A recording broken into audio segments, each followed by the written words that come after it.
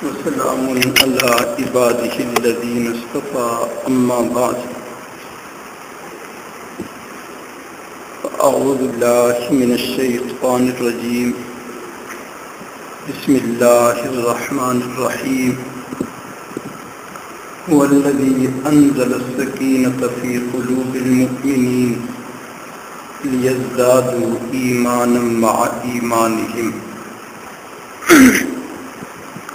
سبحان ربك رب العزة عما يصفون وسلام على المرسلين والحمد لله رب العالمين اللهم صل على سيدنا محمد وعلى آل سيدنا محمد وبارك وسلم اللهم صل على سيدنا محمد وعلى آل سيدنا محمد وبارك وسلم اللهم صل على سيدنا محمد وعلى آل سيدنا محمد وبارك وسلم اللہ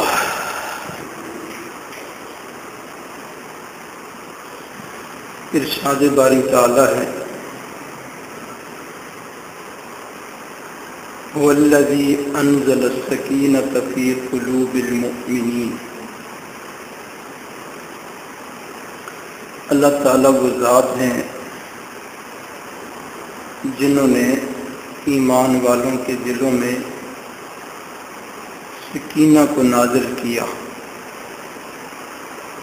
لیزدادوا ایمانا مع ایمانہم تاکہ ان کا ایمان اور بڑھ جائے۔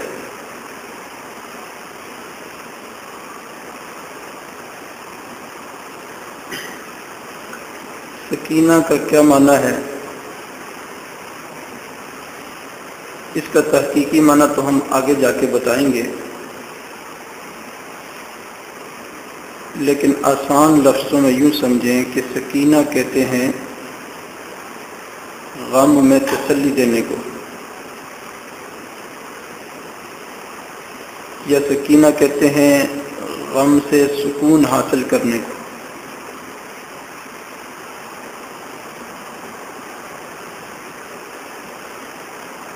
یہ جو آیت ہے یہ پریشان دلوں کے لیے، پریشان لوگوں کے لیے، غم زدہ لوگوں کے لیے، دکھی لوگوں کے لیے اس آیت کے اندر بہت بڑا راحت کا سامان ہے، اور اس آیت میں ان کے لیے بہت بڑی تسلی ہے۔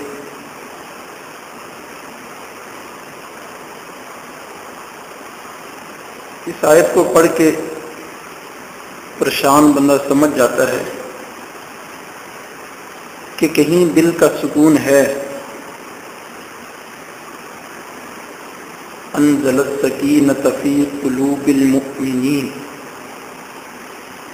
اللہ تعالیٰ جو ایمان والوں کے دل میں سکون ڈالتے ہیں تو پتہ چلا دل کا سکون کہیں ہے۔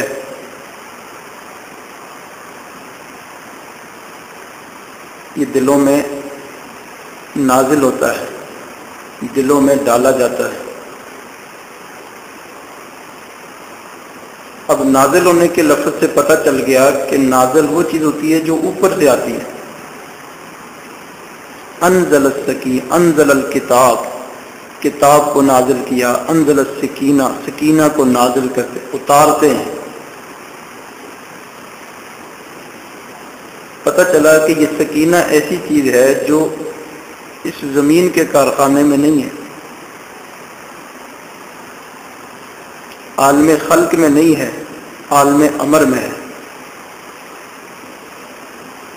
عالم بالا میں ہے۔ جیسے مشائخ فرماتے ہیں جسم کو اللہ تعالیٰ نے زمین سے بنایا، جسم کی غذا بھی زمین سے پیدا کی، دال چاول گندم جو کچھ بھی کھاتے ہیں وہ زمین سے پیدا ہوا، اس سے جسم بڑھتا ہے۔ تو روح کو اللہ تعالیٰ نے عالم بالا سے بھیجا تو اس کی غذا بھی اوپر سے آتی ہے۔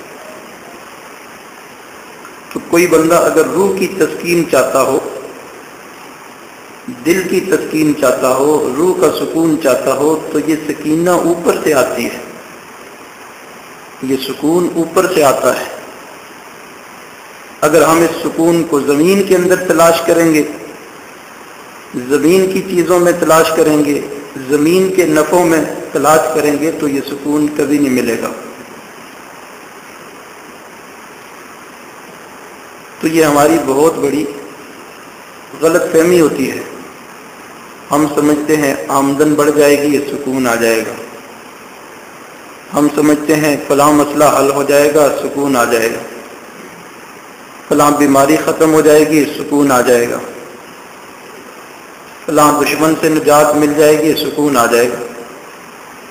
یہ سارے مسئلے حل ہو جائیں گے، مال بھی اتنا ملے گا کہ انسان بس بس کرے گا، بیماری بھی ختم ہو جائے گی، ہر خواہش بھی پوری ہو جائے گی، لیکن یاد رکھو سکون جب تک اوپر سے نہیں اترے گا نہیں ملے گا۔ تو سکون زمین کی چیزوں میں نہیں ہے، سکون تو آسمان سے آتا ہے۔ فَأَنزَلَ السَّكِينَةَ۔ اس لیے یہاں سوچ کا زاویہ ٹھیک کرنا چاہیے کہ اگر ہم نے سکون حاصل کرنا ہے تو وہ اوپر سے حاصل کرنا ہے۔ سکون کا دروازہ اوپر ہے، نہ دنیا سے، نہ دولت سے، نہ گھر آباد کرنے سے۔ تسلی دل کو ہوتی ہے خدا کو یاد کرنے سے۔ اسی چیز کو دوسری آیت میں فرمایا، الا بذکر اللہ تطمئن القلوب۔ سنو دلوں کا چین، دلوں کا سکون، دلوں کا اطمینان، یہ تو اللہ کی یاد میں ہے۔ اللہ، ایک چیز تو یہ پتہ چلی کہ سکون اللہ تعالیٰ اوپر سے نازل فرماتے ہیں۔ جب اللہ تعالیٰ نازل فرماتے ہیں تو اس وقت تک سکون نہیں ملے گا جب تک نازل کرنے والے کے ساتھ رابطہ نہیں ہوگا، تعلق نہیں ہوگا۔ دنیا میں کسی بڑے سے ہم نے کوئی کام نکلوانا ہوتا ہے تو ہم اس کی خوشامد کرتے ہیں، اس کے ساتھ تعلق بناتے ہیں، رابطہ بناتے ہیں، پھر وہ ہمارا کام کر دیتا ہے۔ تو اگر اللہ تعالیٰ سے سکون لینا ہے، سکینہ لینی ہے، اطمینان لینا ہے، تو اللہ تعالیٰ کے ساتھ بھی ہمیں تعلق اور رابطہ بنانا پڑے گا۔ یہ من کا تعلق جوڑنا پڑے گا۔ اور نقطے کی بات کہ دنیا والے تو ظاہر کو دیکھتے ہیں، دنیا کے کسی بڑے کے سامنے اگر ہم اس کی خوشامد کریں، خوشامد کہتے ہیں ظاہر میں تعریف کرنا، من میں وہ تعریف ہو یا نہ ہو اس سے کوئی پرواہ نہ ہو، بس ظاہر میں منہ پر اس کی تعریف کر دو، اندر چاہے انسان اس کو برا سمجھ رہا، اس کو خوشامد کہتے ہیں۔ تو دنیا والے ظاہر کو دیکھ کے خوش ہو جاتے ہیں، ماشاءاللہ میری بڑی تعریف کی۔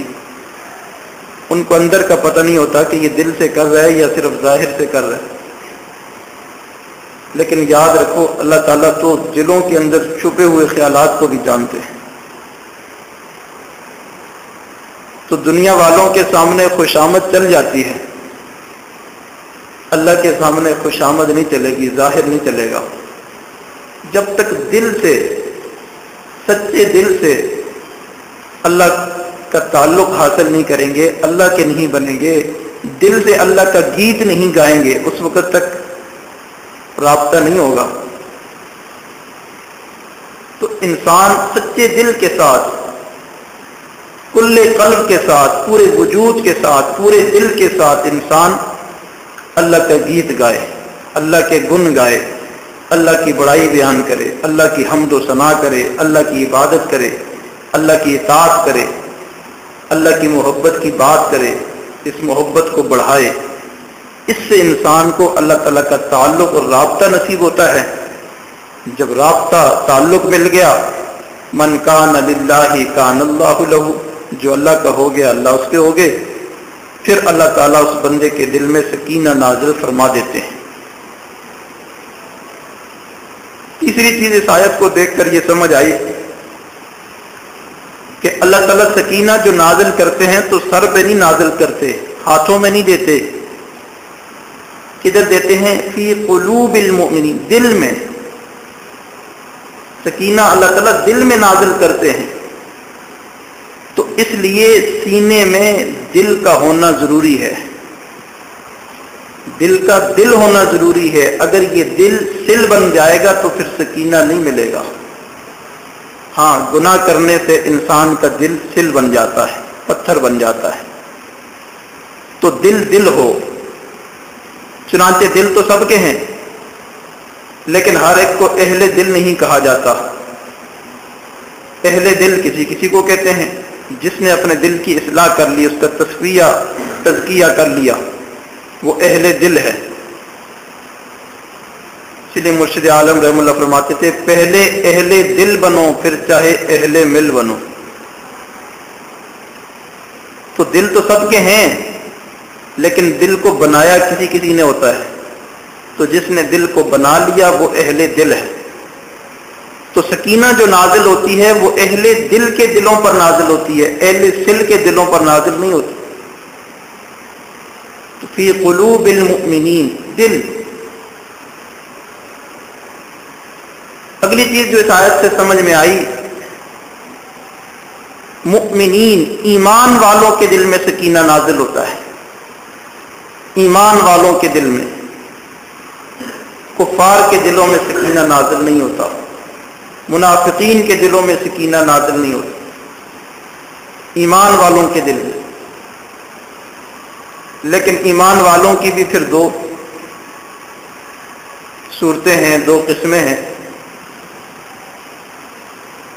ایک ہوتا ہے ایمان موروثی، جو وراثت میں ملتا ہے، اور ایک ہوتا ہے ایمان حقیقی۔ اس کی مثال ایسے سمجھیں، کوئی بہت بڑے اللہ والے بزرگ تھے،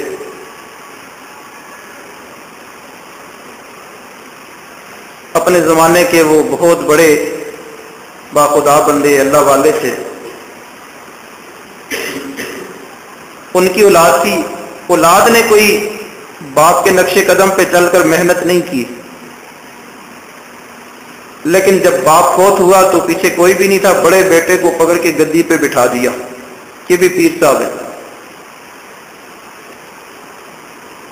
تو والد کے راستے پہ تو چلا نہیں ہے، لیکن وراثت میں گدی مل گئی، لوگ اس کو بھی پیر سمجھتے ہیں۔ یا یوں سمجھے کہ یعقوب علیہ السلام کے 12 بیٹے تھے، لیکن نبی تو صرف ایک بنا، باقی تو انبیاء نہیں بنے۔ یوسف علیہ السلام کو اللہ تعالیٰ نے نبوت عطا کی، تو جو محنت کرتا ہے اسے وہ چیز حقیقت میں حاصل ہوتی ہے، وراثت میں جو چیز ملتی ہے اس کا اعتبار نہیں ہوتا۔ تو اگر وراثت کی گدی کا اعتبار نہیں تو وراثت کے ایمان کا بھی وہ درجہ نہیں، کیونکہ باپ دادا مسلمان تھے، مومن تھے، ہم ان کے گھر میں پیدا ہوئے تو ہم بھی مومن ہیں، وراثتی مومن ہیں، جدی پشتی مومن ہیں۔ ٹھیک ہے، ہم نے وہ راستہ نہیں بدلا، کلمہ پڑھا ہے اسی پہ، لیکن ایمان کی محنت کریں گے تو یہ ایمان بڑھے گا اور ایمان کی حقیقت حاصل ہوگی۔ صرف مسلمان گھر میں پیدا ہو جانا یہ کافی نہیں ہے، ایمان کی محنت کرنی پڑتی ہے۔ یہ بھی ٹھیک ہے کہ جب تک انکار نہیں کرے گا تو بظاہر انہی میں شمار ہوگا، لیکن ایمان سیکھنے کے لیے، ایمان پیدا کرنے کے لیے ایمانی تقاضوں پہ بھی چلنا ہوتا ہے، کام کرنا ہوتا ہے۔ تو ایمان والوں کی یہاں پر دو قسمیں ہیں، ایک موروثی مومن اور ایک حقیقی مومن۔ تو جس بندے کا ایمان جس درجے کا ہوگا اس کے دل میں اترنے والی سکینہ وہ بھی اسی درجے کی ہوگی، اترنے والا سکون، اترنے والی نعمت وہ بھی اسی درجے کی ہوگی۔ اس لیے ایمان بنانا پڑے گا، اور جب ایمان بنائیں گے سکینہ نازل ہوگی، پھر ایمان مزید بڑھے گا۔ اللہ، دل مضطرب کا پیغام ہے، تیرے بن سکون ہے نہ آرام ہے۔ اللہ کے علاوہ نہ سکون ہے نہ آرام ہے، کسی کو سکون آرام چین چاہیے تو وہ اللہ کی یاد اور اللہ کے تعلق میں، اس کے علاوہ کچھ بھی نہیں۔ تو اس لیے اللہ تعالیٰ کے ساتھ ایک رابطہ اور تعلق عبد اور معبود کا، بندے اور معبود کا ایک رابطہ اور تعلق ضروری ہے اس روحانی چیز کو اور اس آسمانی چیز کو حاصل کرنے کے لیے۔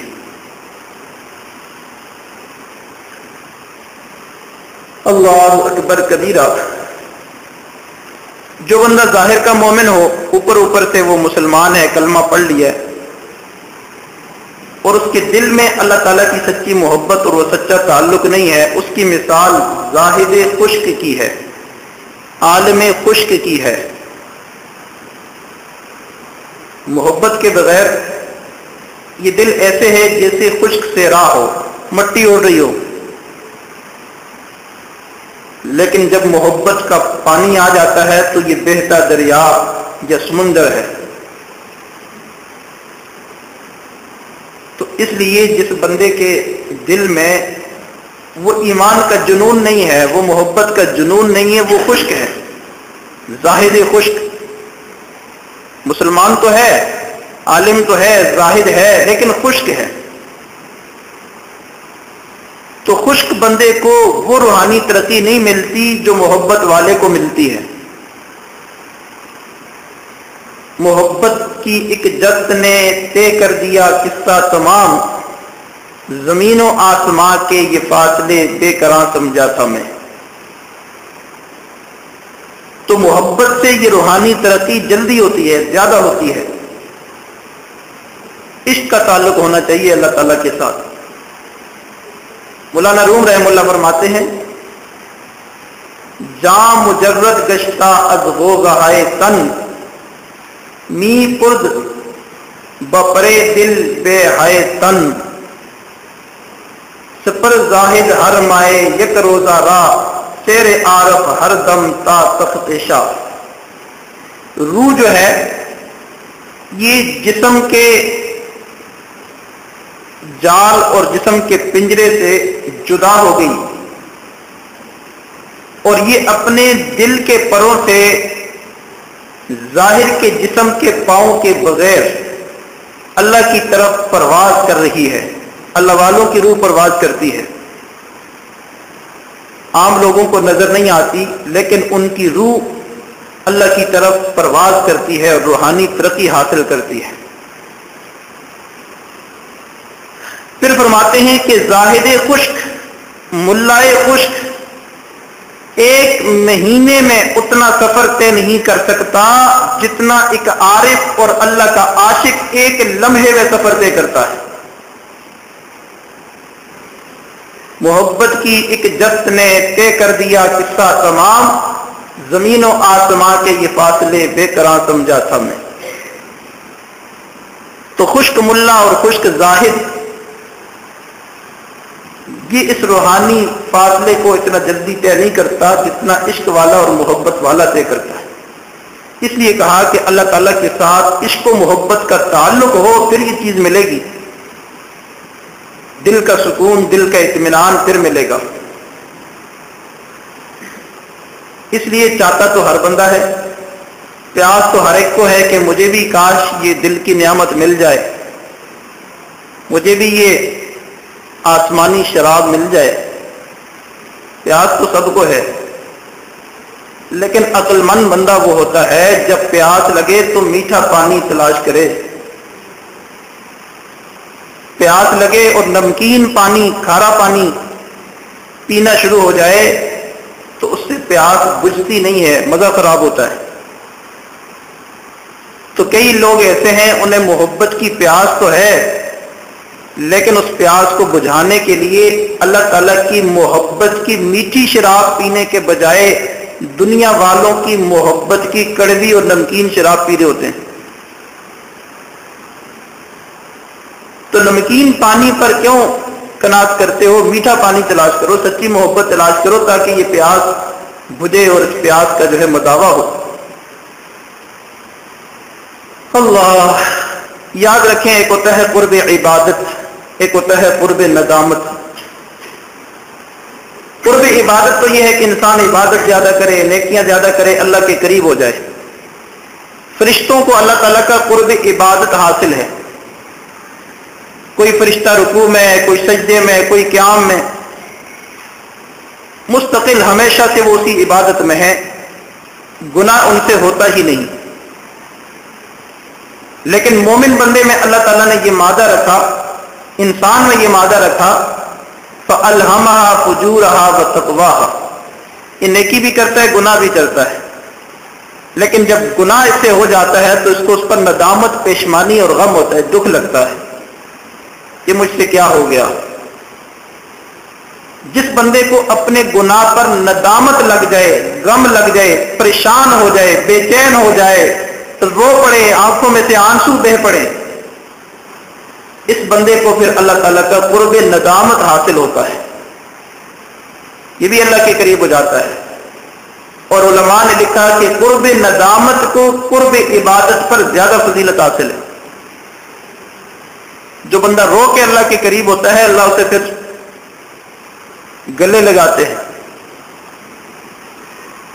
تو اپنے گناہوں پر رو کر ہم قریب ہوں گے تو اللہ تعالیٰ، لیکن ایک ماں کا بیٹا وہ ہے جس نے کبھی غلطی کی نہیں، نافرمانی کی نہیں، وہ بھی ماں کو اچھا لگتا ہے، لیکن ایک بیٹا ہے اس سے ناسمجھی میں، کم عقلی میں کئی نافرمانیاں ہوئی، لیکن جب اسے سمجھ آئی تو اس نے ماں کے پاؤں پکڑ لیے اور چیخنے لگا، رونے لگا، ماں میں تو بہت ہی جہالت میں تھا، اندھیرے میں تھا، میں تو پتہ نہیں کیا کیا کرتا رہا اور آپ کو اتنا دکھ پہنچایا۔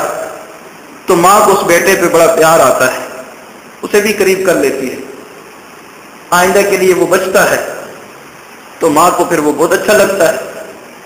تو اسی طرح ایک قرب عبادت ہے اور ایک قرب ندامت ہے، اپنے سابقہ گناہوں پر ندامت اختیار کرنا، رو کر اللہ کے قریب ہو جانا، معافی مانگ کے اللہ کے قریب ہو جانا، یہ اللہ کو زیادہ پسند ہے۔ اس پر انسان کو پھر وہ سکینہ ملتی ہے جس کے بارے میں فرمایا فَأَنزَلَ اللَّهُ فَأَنزَلَ السَّكِينَةَ فِي قُلُوبِ الْمُؤْمِنِينَ۔ اب اس سکینہ کے بارے میں جانتے ہیں کہ یہ سکینہ کیا ہے، اس کو ذرا کھولتے ہیں۔ سکینہ کا مطلب یہ ہے کہ غم کے اندر تسلی دینا یا مشقت کے اندر آرام دینا۔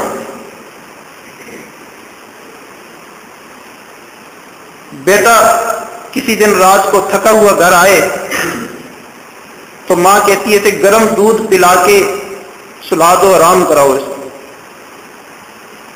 تو اللہ کا جو بندہ اللہ کے لیے، اللہ کے راستے میں، اللہ کے دین میں یا اللہ کی رضا کے لیے کوئی مشقت اٹھاتا ہے یا کوئی غم تکلیف اٹھاتا ہے تو اللہ تعالیٰ پہ اسے آرام اور چین دیتے ہیں، اسے سکون دیتے ہیں، اسے تسلی دیتے ہیں، اطمینان دیتے ہیں، یہ ہے سکینہ۔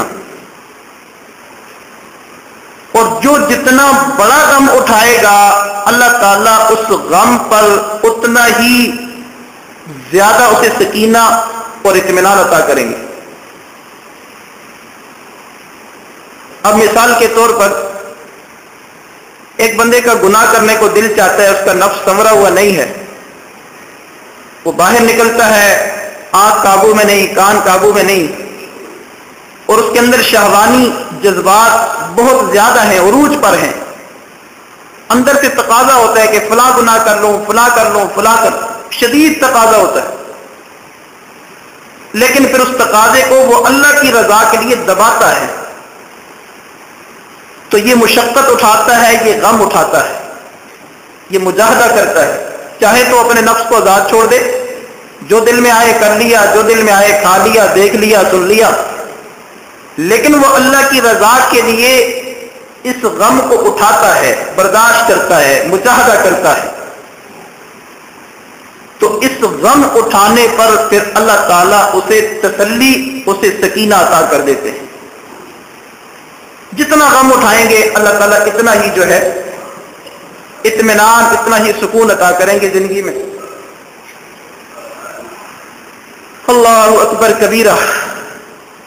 اس لیے عام طور پر یہ دیکھا ہے کہ جس بندے میں گناہ کا مادہ زیادہ ہوتا ہے اگر وہ اللہ کی طرف آ جائے تو پھر وہ نیک بھی زیادہ بنتا ہے اور اسے من کی نعمتیں بھی زیادہ ملتی ہیں. اس لیے سے پریشان نہیں ہونا چاہیے. جتنا غم اٹھائیں گے, اب یہ جو فوم اور گدے ہوتے ہیں نا اس میں نیچے وہ لگے ہوتے ہیں اسپرنگ, تو اس کو جتنا دباتے ہیں اتنا وہ اوپر کو اٹھتا ہے. تو بالکل اسی طرح مومن بندہ اپنی خواہشات کو جتنا دباتا ہے روحانی طور پہ اتنا ہی بلند ہوتا ہے اور اٹھتا ہے. تو جتنا مجاہدہ ہوگا اتنا مشاہدہ ہوگا.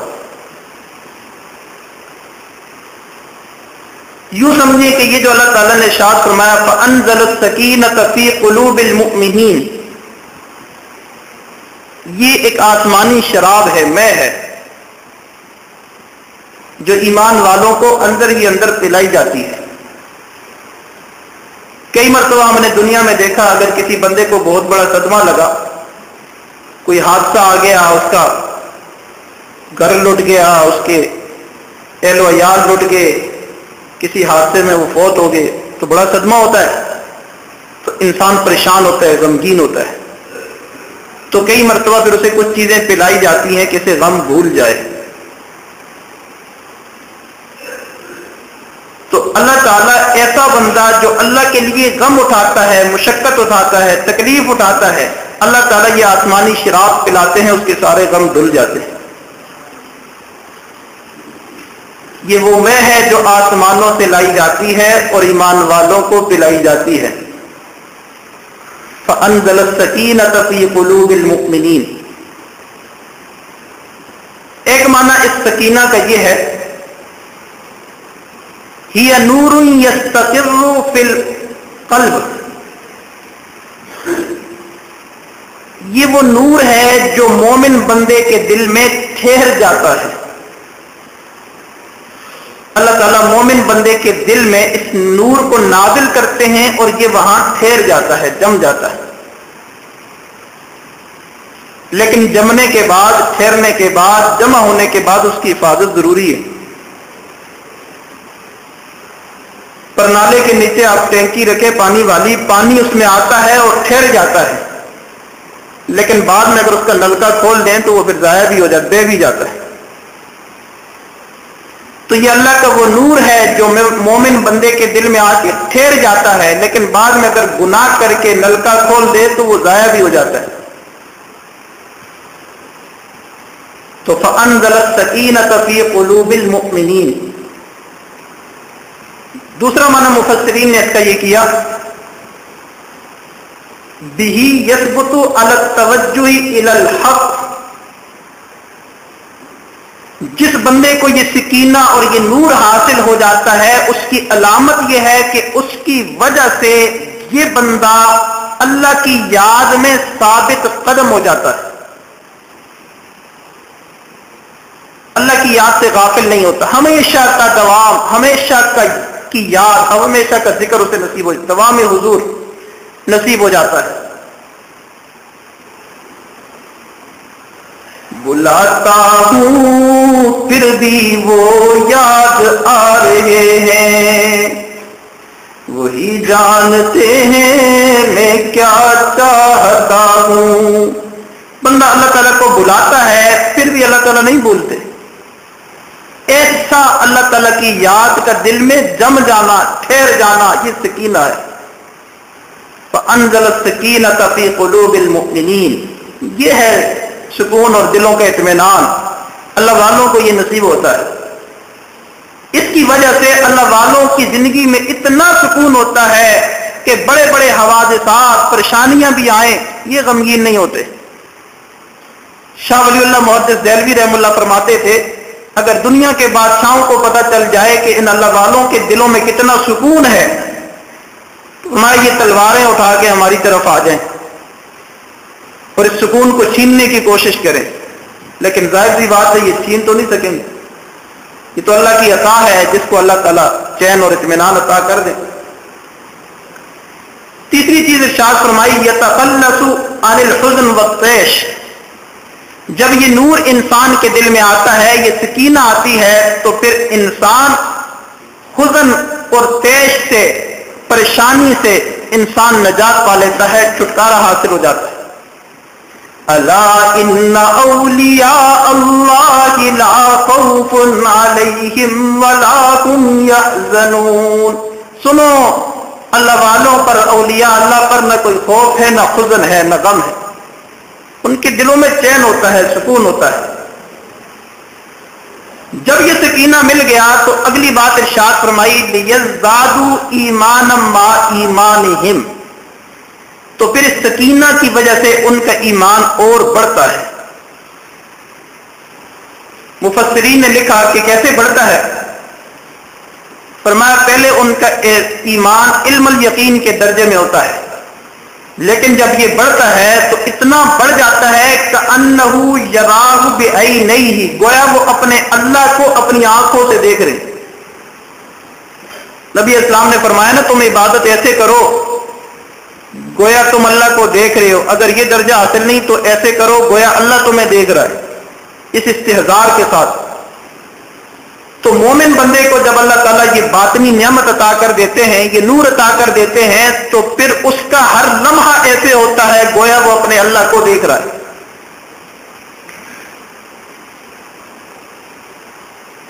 यहां तक की बातें तो थी आम लोगों के लिए,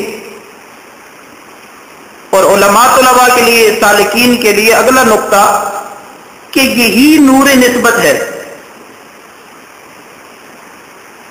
यही नूर निस्बत है जो अल्लाह ताला मोमिन बंदे के दिल में नाजिल कर देते हैं। चुनांचे नूर निस्बत की दो अलामतें हैं। एक अलामत तो यह है कि इंसान को याद इलाही हमेशा हमेशा हासिल हो जाती है। याद इलाही से इंसान गाफिल नहीं होता, अल्लाह वाले अल्लाह की याद से गाफिल नहीं होते। सोते हैं फिर भी उनका दिल जागता है और अल्लाह की याद करता है। चुनांचे जो बंदा अल्लाह ताला को बुलाना चाहे और फिर भी ना बुला सके, अल्लाह के रास्ते से भागना चाहे फिर भी ना भाग सके, गोया वो बंदा साहिब निस्बत बन गया, इतना पुख्ता हो गया कि अब वो भागना भी चाहे तो नहीं भाग सकता। गोया उसके दिल में अल्लाह ताला ने सकीना और ये नूर नाजिल कर दिया। और जो कच्चे पक्के होते हैं, कैफियत बदलती रहती हैं, कभी इस रास्ते पे चल पड़े, कभी छोड़ दिया, इसका मतलब है अभी उनके दिल में ये चीज नाजिल नहीं हुई। दूसरी अलामत है इताअत इलाही का हमेशा हमेशा रहना। चुनांचे साहिब निस्बत बंदा कभी भी अल्लाह ताला की नाफरमानी नहीं करता। भूल खता लग़्विश एक इलादा चीज है, लेकिन इल्म इरादे से उससे गुनाह नहीं होता।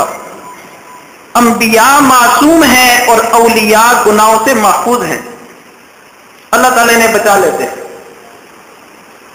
मासूम तो नहीं होते, गुनाह होने का इम्कान तो है, लेकिन आम तौर पे वो अल्लाह ताला की इताअत में रहते हैं, अल्लाह ताला की फर्मा बरदारी में रहते हैं, नाफरमानी वाली जिंदगी नहीं गुजारते। ये अल्लाह वालों की अलामत है। चुनांचे आम बंदे में और साहिब निस्बत में यही फर्क है। एक आम बंदा, उसके दिल में भी अल्लाह की मोहब्बत होती है, नेकी तकवे का शौक होता है, इबादत करने का ज़ौक़ होता है, कई मरतबा उसकी कैफियत भी बड़ी अजीब व गरीब होती हैं, लेकिन आम बंदे को यह चीज वक्ती हासिल होती है। कभी ऐसी अच्छी कैफियत होती है कि रात को तहज्जुद भी पढ़ता है, सुबह कुरान भी पढ़ता है, जिक्र भी करता है और नमाज पढ़ता है, तो ऐसे समझते हैं बस मैं आसमानों पे उड़ रहा हूं। और अचानक कभी भी ऐसी कैफियत आती है कि फर्ज नमाज भी छूट जाती है। तो साहिब निस्बत से फराइज नहीं छूटते, वाजिबात नहीं छूटते, अल्लाह वालों से फराइज वाजिबात नहीं छूटते। ان کی زندگی میں شریعت سنت پر استقامت ہوتی ہے. نفلی عبادت میں گو کہ کمی زیادتی ہو سکتی ہے، لیکن یہ نہیں ہو سکتا کہ ایک اللہ والا ہو اور اس نے فجر کی نماز نہ پڑھی ہو، اللہ والا ہو اور اس نے زور کی نماز نہ پڑھی ہو. ایسے نہیں ہوتا. یہ ہے شریعت سنت پر استقامت. تو ہمیشہ کے لیے جو ہے اسے اللہ تعالیٰ کی اطاعت نصیب ہو جاتی ہے. یہ صاحب نسبت اور عام بندے میں فرق ہے. عام بندہ وقتی طور پہ نیک بنتا ہے، پھر گر جاتا ہے، پھر اٹھتا ہے، پھر گر جاتا ہے. اور جو اللہ والوں کے ساتھ جڑ کر محنت کرتے ہیں، اللہ تعالیٰ ان کے دل میں ایسا نور ڈال دیتے ہیں، ایسا سکینہ ڈال دیتے ہیں، اطمینان ڈال دیتے ہیں کہ اب اللہ تعالیٰ جو ہے انہیں شریعت سنت پر استقامت عطا کر دیتے ہیں. یہ جو سکینہ ہے اس کا ذکر قرآن مجید میں 4 جگہ پہ نظر آیا. ایک غزوہ احد کے اندر نظر آیا. صحابہ کرام بظاہر جنگی حالات سے پریشان تھے. ادھر افواہ بھی پھیل گئی کہ نبی اسلام شہید ہو گئے، اور زیادہ غم پریشانی کی حالت تھی. اللہ تعالیٰ نے ارشاد فرمایا ثم انزل علیکم من بعد الغم امنۃ نعاسا یغشا طائفۃ منکم. غم کے بعد اللہ تعالیٰ نے تمہارے اوپر امن، سکینہ، نعاس، اونگ طاری کی، جس سے تمہارے دلوں کو تسلی ہوگی اور غم بھول گیا. چنانچہ میدان جہاد میں بھی جب بندہ اللہ کے لیے مشقت اور مجاہدہ اٹھاتا ہے، اللہ تعالیٰ وہاں بھی اس کے دل پر ایسی سکینہ نازل کرتے ہیں کہ اس کے دل سے کفار اور دشمن کا خوف نکل جاتا ہے. چاہے اپنے سینکڑوں شہید بھی ہو جائیں وہ پریشان نہیں ہوتا، وہ حوصلے نہیں توڑتا. وہ پھر بھی جو ہے اس کی طبیعت میں عجیب شرح صدر ہوتا ہے اور وہ اشاش بشاش ہوتا ہے، اور اسے کوئی فکر ہی نہیں ہوتی. لاپرواہ، غموں سے، پریشانیوں سے بے فکر ہوتا ہے، بے غم ہوتا ہے. میدان جہاد میں بھی اللہ تعالیٰ سکینہ مجاہدین کے دلوں پر نازل کر دیتے. چنانچہ مفسرین نے لکھا کہ جب غزوہ احد میں یہ سکینہ نازل ہوئی تو طلحہ رضی اللہ تعالیٰ عنہ میدان جہاد میں لڑ بھی رہے تھے اور ان کے ہاتھ سے 2 دفعہ تلوار بھی نیچے گر گئی. جیسے بندے پہ ایک اونگ طاری ہوتی ہے، اب اتنا خوف و خطرے کا موقع ہو اور پھر بندے پہ اونگ طاری ہو رہی ہو، تو یہ اللہ تعالیٰ کی طرف سے سکینہ تھی. انہیں کسی غم کو بھلانے کے لیے سکینہ تھی، کوئی غم یاد ہی نہیں تھا، اور وہ میدان جہاد میں لڑ رہے تھے. اور یہ علامت ہوتی ہے اس بات کی کہ جب اللہ کی رحمت اور سکینہ آ گئی تو اب فتح اور کامیابی بھی اپنی ہے. یہ اللہ کی طرف سے ایک علامت ہوتی ہے. دوسرا اس سکینہ کا ذکر ہے غزوہ بدر کے اندر، اذ یغشیکم النعاس امنۃ منہ وَيُنَزِّلُ عَلَيْكُم مِّنَ السَّمَاءِ مَاءً لِيُطَهِّرَكُمْ وَيُذْهِبَ عَنكُمْ رِجْزَ الشَّيْطَانِ. کہ اللہ تعالیٰ نے وہاں بھی سکینہ نازل کیا اور صحابہ کرام کے دلوں کو تسلی دی. تیسرا جو ہے اس سکینہ کا ذکر ہے صلح حدیبیہ کے موقع پر. نبی علیہ الصلوۃ والسلام صحابہ کرام کے ساتھ عمرے کے ارادے سے گئے. کفار نے سوچا کہ ان کو عمرے کے لیے نہیں جانے دینا چاہیے تو آگے لڑنے کے لیے کھڑے ہو گئے. تو وہاں پر ایک صلح ہوئی، جس صلح میں بظاہر یہ نظر آ رہا تھا کہ گویا آج کفار کی بات مان لی گئی. نبی اسلام نے یہ تسلیم کر لیا کہ ابھی ہم عمرے کے لیے نہیں جاتے، ہم بعد میں چلے جائیں گے، بس اس پہ صلح کر لیتے ہیں. تو کئی صحابہ کرام کو ناگوار بھی گزر رہا تھا، اور پھر ایک ارادے عزم کے ساتھ بندہ گھر سے چلے اور آگے جانے نہ دیا جائے، دکھ ہوتا ہے. تو عجیب پریشانی کی کیفیت تھی. اللہ تعالیٰ نے اس وقت بھی صحابہ اور نبی اسلام کے دل پر وہ سکینہ نازل کی کہ آپ اسی فیصلے پہ خوش بھی ہوگے اور مطمئن بھی ہوگے. اللہ تعالیٰ نے بتا دیا کہ وقتی طور پہ آپ کو کچھ اور نظر آ رہے ہیں، لیکن بعد میں جب آپ اس کی حکمتیں دیکھو گے تو اللہ تعالیٰ اسے فتح مبین بنا دیں گے. سب سے بڑی فتح مبین بنا دیا. چوتھی چیز جہاں سکینہ اور اس سکون اطمینان کا ذکر ہے وہ ہے اللہ کی یاد. چنانچہ حدیث شریف میں آتا ہے جہاں کہیں ذکر کا حلقہ لگتا ہے، چند لوگ بیٹھ کے اللہ کا ذکر کرتے ہیں تو انہیں 3 انعام ملتے ہیں. ایک تو فرشتے اطراف سے آ کر اس مجلس کو گھیر لیتے ہیں اور فرشتے وہ ہجوم کرتے کرتے آسمانوں تک پہنچ جاتے ہیں. اللہ تعالیٰ پوچھتے کیوں جمع ہو؟ باوجود جاننے کے تو فرشتے بتاتے ہیں کہ کچھ بندے ایسے ہیں جو اللہ کا ذکر کر رہے ہیں تو ہم ان کی خوشبوئیں سونگھ رہے ہیں. تو اللہ تعالیٰ ارشاد فرماتے ہیں کہ ان میں اعلان کر دو کہ تم میں سے سب کی مغفرت کر دی گئی. چنانچہ فرشتے کہتے ہیں ایک بندہ تو ایسا ہے جو ذکر کرنے نہیں آیا تھا، ویسے ہی آیا تھا، اس نے دیکھا کہ یہ لوگ کوئی اچھا ہی کام کر رہے ہیں، چلو میں بھی بیٹھ جاتا ہوں، تو اس کی بھی مغفرت. تو اللہ تعالیٰ ارشاد فرماتے ہیں یہ ایسے لوگ ہیں جن کے پاس بیٹھنے والے بھی محروم نہیں ہوتے، اللہ تعالیٰ اس کی بھی مغفرت کر دیتے. دوسری چیز انعام یہ ملتا ہے کہ اللہ تعالیٰ کی رحمت نزلت علیہم الرحمہ، اللہ کی رحمت ان پر نازل ہوتی ہے، انہیں ڈھانپ لیتی ہے، غشیت ہم الرحمہ. اور تیسری چیز ارشاد فرمایا نزلت علیہم السکینہ، ذکر میں بیٹھنے والوں کے دل میں اللہ تعالیٰ وہ سکینہ اور وہ نور عطا کر دیتے ہیں. اب یہاں آپ سارے معنی کر سکتے ہیں. جو ذکر میں بیٹھے گا، یاد الہی میں بیٹھے گا، اللہ تعالیٰ آسمانوں سے اس کے دل میں وہ شراب اتاریں گے، وہ میں اتاریں گے، اسے پلائیں گے، وہ سکینہ اتاریں گے، وہ سکون اس کے دل میں نازل کریں گے، وہ اطمینان نازل کریں گے، غموں اور دکھوں کی دوا عطا کریں گے، پریشانیوں کو ختم کریں گے، شریعت سنت پر استقامت نصیب ہو جائے گی اور ہمیشہ ہمیشہ کے لیے یاد الہی حاصل ہو جائے گی، اطاعت الہی حاصل ہو جائے گی. افمن شرح اللہ للاسلام فہو صدرہ للاسلام فہو علی نور من ربی، اللہ تعالیٰ کی طرف سے اس کے دل میں ایک نور روشن کر دیا جائے گا جس کی روشنی، جس کی خوشبو، جس کے آثار اور برکات خود بھی محسوس کرے گا اور دوسرے بھی محسوس کرے گا. یہی ہے نور، یہی ہے سکینہ، یہی ہے نور نسبت. اللہ تعالیٰ ہم سب کو عطا کر دے. یہ ملنے کے بعد پھر انسان شریعت سنت سے ڈگمگاتا نہیں ہے، متزلزل نہیں ہوتا، انسان شریعت سنت کا پابند ہو جاتا ہے اور اللہ تعالیٰ سے شریعت سنت پر استقامت عطا کر دیتے ہیں. اسی کی ساری محنت ہو رہی ہے. جو مشائخ کی مجالس ذکر کے حلقے لگتے ہیں، اللہ والوں کا آنا ہوتا ہے، ان کی کوشش ہوتی ہے کہ ہر بندہ ایسا بن جائے، ہر عام و خاص ایسا بن جائے، اور بن سکتا ہے.